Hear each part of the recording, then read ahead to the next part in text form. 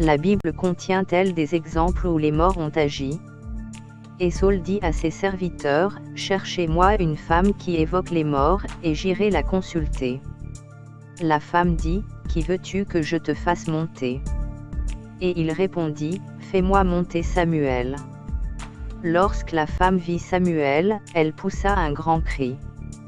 La femme dit à Saul, je vois un Dieu qui monte de la terre. Il lui dit, quelle figure a-t-il? Et elle répondit, c'est un vieillard qui monte et il est enveloppé d'un manteau.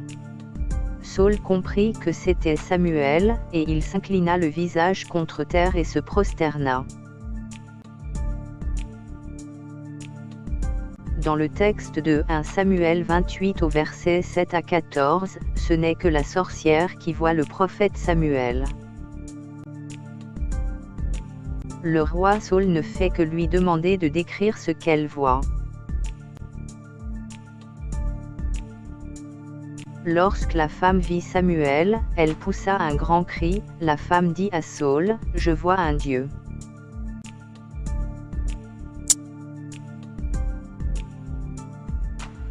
La sorcière répond au roi Saul, qu'elle voit un Dieu. En réalité, la sorcière n'a vu aucun Dieu, mais c'est Satan qui souhaite faire croire à ses visiteurs du moment, que ceux qui meurent deviennent des dieux, comme il l'avait déjà prétendu à Ève lors de la tentation dans le jardin d'Éden.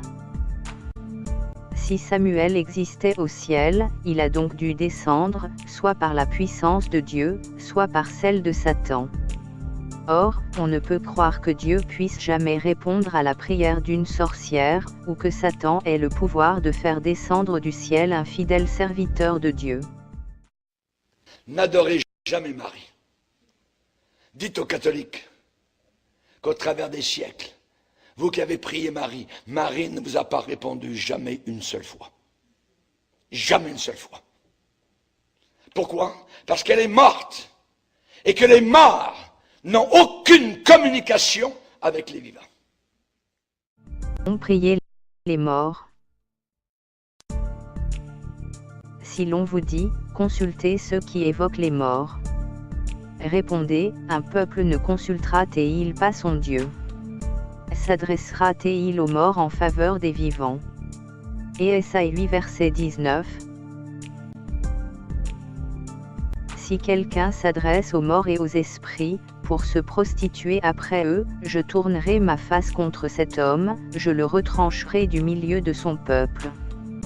Lévitique 20 verset 6.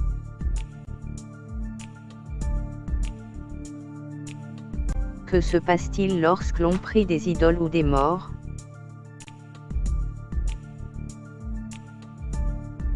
Je dis que ce qu'on sacrifie, on le sacrifie à des démons, et non à Dieu. Or, je ne veux pas que vous soyez en communion avec les démons. Vous ne pouvez boire la coupe du Seigneur, et la coupe des démons, vous ne pouvez participer à la table du Seigneur, et à la table des démons. 1 Corinthiens 10 versets 20 à 21. La Bible dit clairement que, ceux qui prient des idoles, ou l'esprit des morts, entrent en contact avec des démons.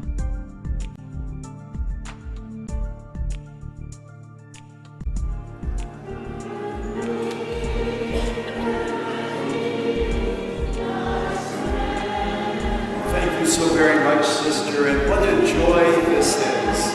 It is a great day for the church throughout the world. Kindle in our hearts that hope and that conviction that Mother Lang shines in heaven. Pray fervently for this day to become a reality. With this tremendous gift of having Mother Lang's remains here with us, Mother Lang is still very much alive. We know this. And it is God's time for all of this to be happening. It is not